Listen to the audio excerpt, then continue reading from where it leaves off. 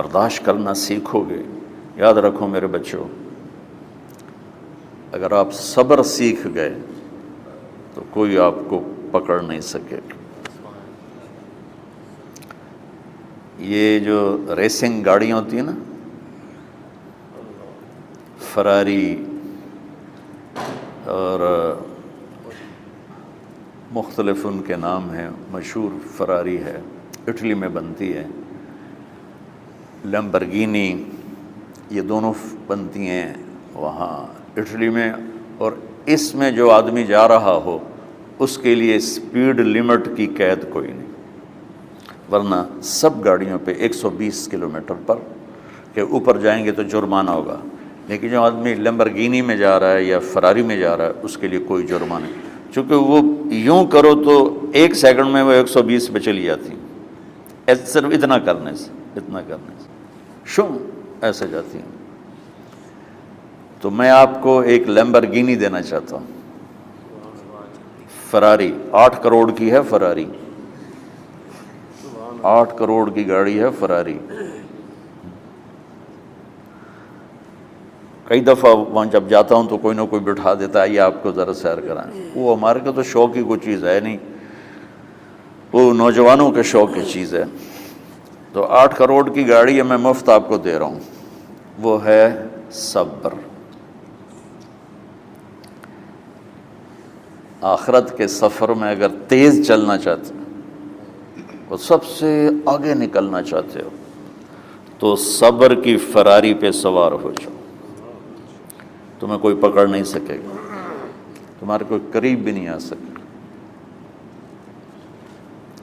کہ دنیا میں صبر کرنے والوں کا قحط آ گیا ہے۔ بڑے بڑے علماء ہیں اخلاق سے خالی، بڑے بڑے علماء ہیں صبر جانتے ہی نہیں،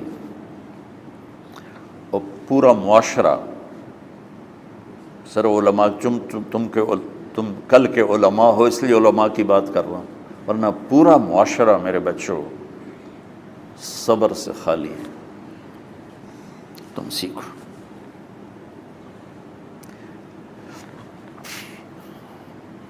دیکھو میری ایک بات سنو، علم کی کمی ہو تو اچھے اخلاق اس کو چھپا دیتے ہیں، اخلاق کی کمی ہو تو بڑے سے بڑا علم بھی اسے چھپا نہیں سکتا۔ سارے عیب ہوں اور اخلاق اچھے ہوں تو اخلاق وہ چادر ہے جس میں سارے عیب چھپ جائیں گے، اور ساری صفتیں ہوں اور بد اخلاق ہو تو ہر صفت کو بد اخلاقی چھپا دے گی۔ میرے نبی نے نماز لمبی پڑھی، اللہ نے روک دیا، کہا نہیں چاہیے، ما انزلنا علیک القرآن لتشقی، مختصر نماز پڑھیں، درمیانی نماز پڑھیں، پیسہ سارا خرچ کر دے، اللہ نے روک دیا، ولا تبسطها کل البسط، میرے نبی سارا خرچ نہ کرو، کچھ بچا کے بھی رکھو۔ تبلیغ میں اپنی جان کھپائی، اللہ نے اس سے بھی روک دیا، فلا تذهب نفسک علیہم حسرات، تبلیغ کرو خود نہ مر جاؤ۔ تبلیغ کتنا بڑا عمل ہے، اللہ نے کہا اعتدال۔ نماز کتنا بڑا عمل ہے، اللہ نے کہا درمیانہ ہاتھ رکھو۔ مال خرچ کرنا کتنا بڑا عمل ہے، اللہ نے کہا درمیانہ ہاتھ رکھو۔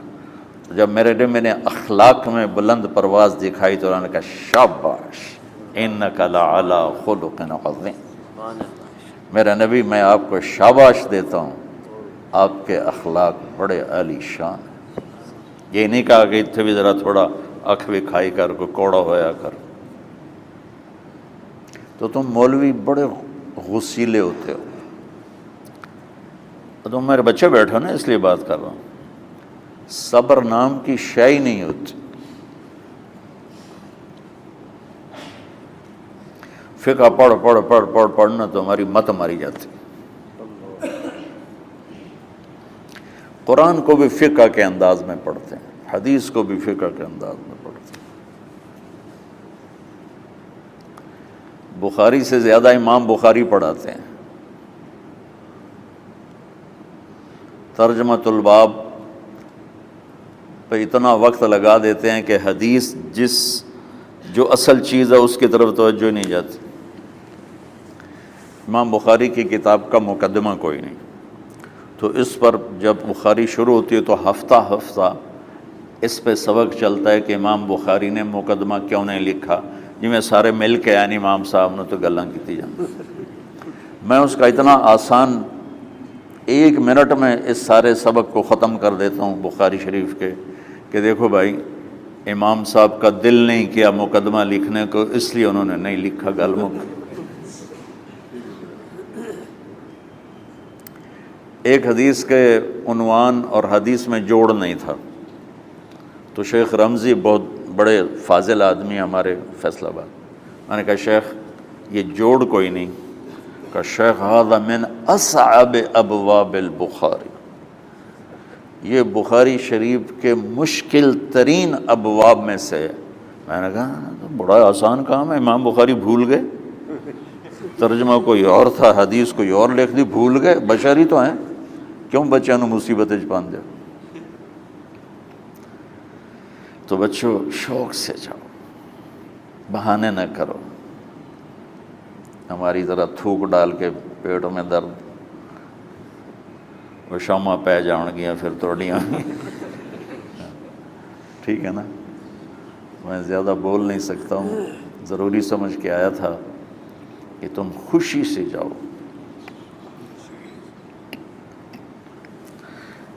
پھر اس میں جو ناگواری آئے گی اسے برداشت کرو گے تو پھر آپ کا صبر بڑھے گا۔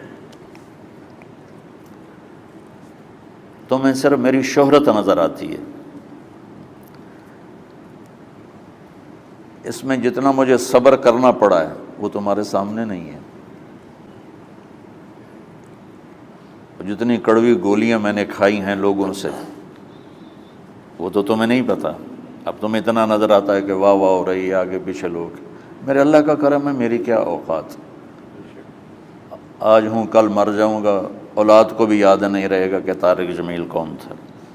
جو ہے اس میرے رب کا کرم ہے، مجھے اپنی شہرت سے کبھی دھوکہ نہیں لگا، تو میرے بچوں اس لیے بتا رہا ہوں، کوئی فخر نہیں، کہ مجھے اپنی شہرت سے کوئی دھوکہ نہیں، ایک لمحے کے لیے بھی مجھے دھوکہ نہیں، میرے دل کی گہرائیوں میں یہ بات اتری کہ سب میرے اللہ کا فضل ہے، اور برائی کرنے والا اور اچھائی کرنے والا میری نظر میں برابر ہو گیا ہے۔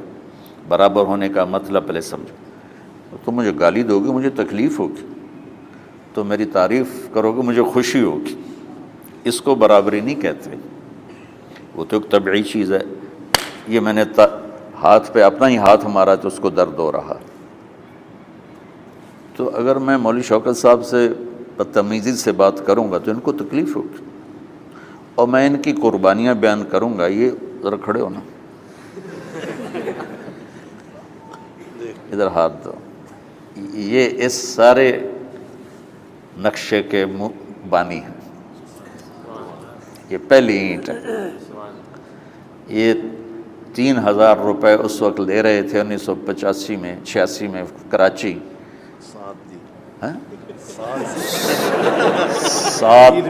7,000 ان کی تنخواہ تھی، اور میں نے ان کو تلمبے میں بلایا 900 روپے مہینے پر۔ کتنا فرق ہے 7,000 اور 900 کا؟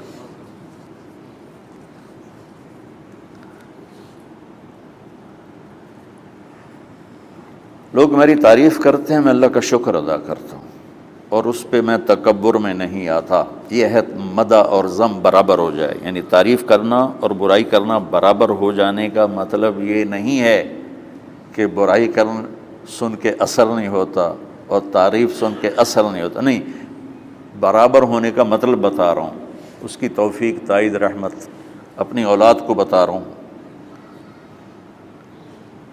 کوئی میری تعریف کرتا ہے میں اللہ کا شکر ادا کرتا ہوں اور اپنے آپ کو بھولتا نہیں ہوں، کوئی میری برائی کرتا ہے تو میرے دل میں اس کے لیے کوئی منفی جذبہ نہیں پیدا ہوتا۔ یہ ہے اچھائی برائی کو برابر کر دینا، کہ میرے اوپر مختلف الزام لگتے ہیں تو میں ان کو پی جاتا ہوں، اور اس طرح کا معاملہ کرنے والوں سے اپنے دل کو بالکل صاف رکھتا ہوں، بالکل صاف، میرا ان سے معاملہ اسی طرح ہوتا ہے جیسے پھر آؤ جی اپنی وجہ سے کبھی کسی سے قطع تعلق نہیں کرتا۔ تو بچوں، صبر بہت بڑی دولت، یہ تمہاری تبلیغی زندگی میں بھی کام آئے گی، علمی زندگی میں بھی کام آئے گا، جب تم گھر والے بنو گے، شادیاں ہوں گی، اس وقت یہ کام آئے گا۔ ٹھیک ہے، اب بہانہ تو نہیں کرو گے نا، خوشی سے جاؤ گے نا؟ چلو، السلام علیکم۔